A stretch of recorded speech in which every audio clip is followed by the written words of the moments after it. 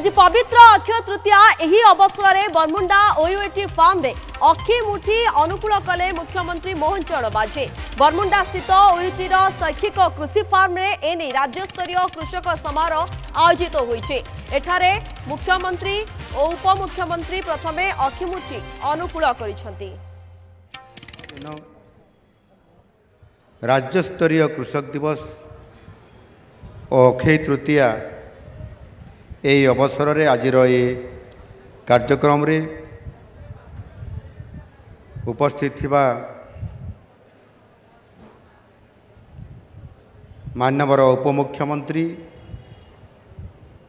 जहाँ पाखरे कृषि विभाग अच्छी श्रीयुक्त कनकवर्धन सिंह देव महोदय, माननीय विधायक एकाम्र भुवनेश्वर श्रीयुक्त बाबू सिंह महोदय, ओडिशा कृषि और वैषयिक विश्वविद्यालय कुलपति प्रोफेसर प्रभात कुमार राउल, कृषि और कृषक सशक्तिकरण विभाग प्रमुख सचिव डॉक्टर अरविंद पाढ़ी, कृषि निर्देशक उद्यान कृषि निर्देशक, आम सहित उपस्थित थिबा अतिथि हिसाब से जोग देइथिबा स्वभाव कवि गंगाधर मेहरंकर प्रपौत्र श्री मिहिर मेहर महोदय, गणमाध्यम समस्त प्रतिनिधि एवं एठी उपस्थित थिबा मोर अति प्रिय चाषी भाई और भौणी माने, ओडिशार कृषिभित्तिक गणपर्व पवित्र अक्षय तृतीयार शुभ अवसर रे राज्यर समस्त चाषी भाई भौणी माननकु मोर नमस्कार एवं अनेक अनेक शुभेच्छा एवं अभिनंदन। जेकोसी कार्यर शुभारंभ करिया पई अक्षय तृतीया होछि एक आम समस्तंकर पई एक शुभ दिन एवं श्रेष्ठ दिन। आउ सेथिपई यही दिन जगतर नाथ महाप्रभु श्री जगन्नाथंकर विश्व प्रसिद्ध रथयात्रा निमंते रथ निर्माण कार्यर शुभारंभ मध्य होइथाय।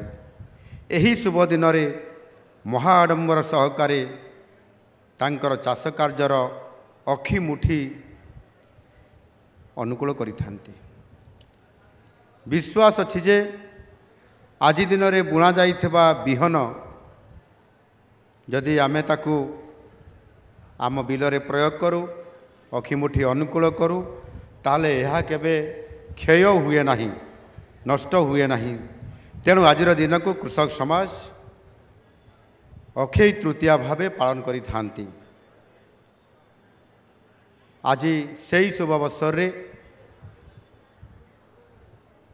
आज ये कार्यक्रम रे मते मध्य परम सौभाग्य प्राप्त हैला। बहु दिन पर जो लंगल धरिबा ये अनुभूति जदियो मोर थिला किंतु या भितरे राजनीति करिया भितरे किछि दिन गैप हो जाइए किभଳି भाबरे लंगल धरिबा हल करिबा ये काम को आज मते आमर उपमुख्यमंत्री हल धरैकरी मते आज पुणी आउ थे मोर से लंगल धरिबा काम को आज मने पकईदेले। निश्चित भावरे लंगल धरिबा चाष काम करिबा एवं धान बुणिबा एथिरे बिहुडा काम रुआ बेउषण करिबा ये काम आम ओडिशा रे एवं आम चाषी भाई मानकर ये होउची सबुठारु ये आमर मौलिक काम।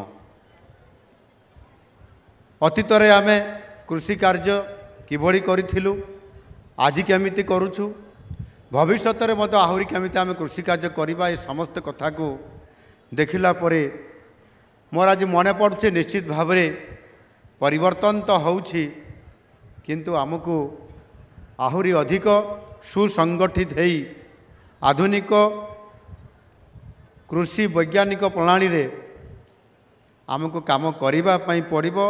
आउ से बेल आज आसी आम पाखरे उपस्थित होइछि। मो राजनीति भितरे जेतेबेले कॉलेज रे पाठ पढ़िबा समय रे मु हल करुथली धान बुणा काम हल काम करवा बिहुड़ा काम करवा